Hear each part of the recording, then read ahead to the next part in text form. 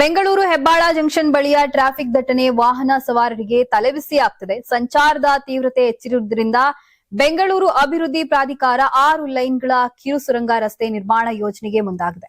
ಈ ಯೋಜನೆ ವೆಚ್ಚ 1,086 ಕೋಟಿ ರೂಪಾಯಿಗೆ ಅಂದಾಜಿಸಲಾಗಿದೆ.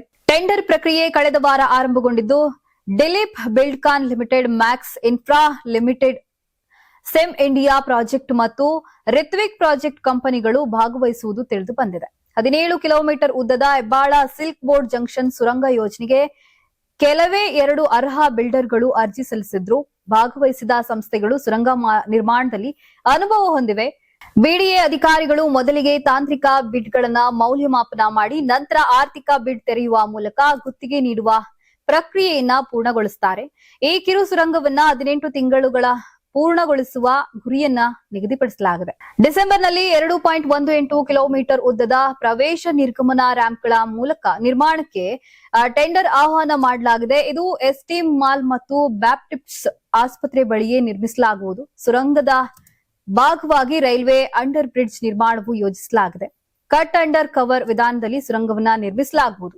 ಟನಲ್ ಬೋರಿಂಗ್ ಯಂತ್ರಗಳನ್ನ ಬಳಸಲಾಗುವುದಿಲ್ಲ. ಈ ಸುರಂಗವು ಹೆಬ್ಬಾಳ ಫ್ಲೈಓವರ್ನ ಡೌನ್ ರ್ಯಾಂಪ್ ಮತ್ತು ಹೆಬ್ಬಾಳ ಕೆರೆಯ ಅಂಚಿನಡಿ ಹಾದು ಹೋಗಲಿದೆ.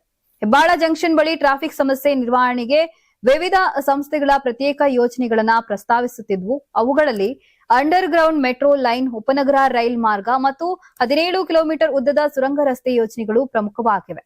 ಈ ಯೋಜನೆಗಳ ಸಂಚಾರ ದಟ್ಟಣೆಯನ್ನ ಕಡಿಮೆ ಮಾಡುವುದರಲ್ಲಿ ಮಹತ್ವಪೂರ್ಣವಾಗಿವೆ ಎಂದು ತಜ್ಞರು ಅಭಿಪ್ರಾಯಪಟ್ಟಿದ್ದಾರೆ. Karnataka TV leader awards 2025 best MLA nomination Kittur Karnataka ವಿಭಾಗ ಬಸನಗೌಡ ಪಾಟೀಲ್ ಯತ್ನಾಳ್ ವಿಜಯಪುರ ಕ್ಷೇತ್ರ, ನಿಖಿಲ್ ಕತ್ತಿ ಹುಕ್ಕೇರಿ ಕ್ಷೇತ್ರ, ಚಂದು ಲಮಾಣಿ ಶಿರಹಟ್ಟಿ ಕ್ಷೇತ್ರ, ಕೋನಾರೆಡ್ಡಿ ನವಲಗುಂದ ಕ್ಷೇತ್ರ, ಗಣೇಶ ಹುಕ್ಕೇರಿ ಚಿಕ್ಕೋಡಿ ಸದಲಗ ಕ್ಷೇತ್ರ, ಅರವಿಂದ ಬೆಲ್ಲದ್ ಹುಬ್ಬಳ್ಳಿ ಧಾರವಾಡ ಪಶ್ಚಿಮ ಕ್ಷೇತ್ರ, ಅಶೋಕ್ ಪಟ್ಟಣ್ ರಾಮದುರ್ಗ ಕ್ಷೇತ್ರ, ಯಶವಂತ ರಾಯಗೌಡ ಪಾಟೀಲ್ ಇಂಡಿ ಕ್ಷೇತ್ರ, ಶ್ರೀನಿವಾಸ ಮಾನೆ ಹಾನಗಲ್ ಕ್ಷೇತ್ರ, ಸಿದ್ದು ಸವದಿ ತೇರದಾಳ ಕ್ಷೇತ್ರ, ಪ್ರಕಾಶ್ ಕೋಳಿವಾಡ ರಾಣೆಬೆನ್ನೂರು ಕ್ಷೇತ್ರ, ಭೀಮನಗೌಡ ದೇವರ ಹೆಪ್ಪರಗಿ ಕ್ಷೇತ್ರ.